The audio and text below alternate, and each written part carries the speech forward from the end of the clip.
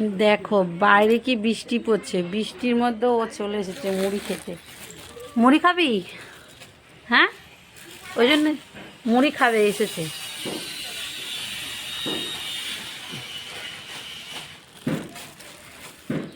দেখো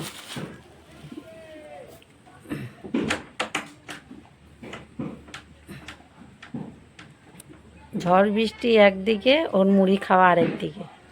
ঠিক সকাল সকাল চলে এসেছে মুড়ি খেতে। মুড়ি খাওয়া বিড়াল।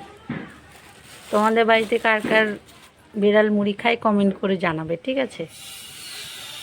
দেখো বাইরে এখনো ঝড় বৃষ্টি হয়েই যাচ্ছে।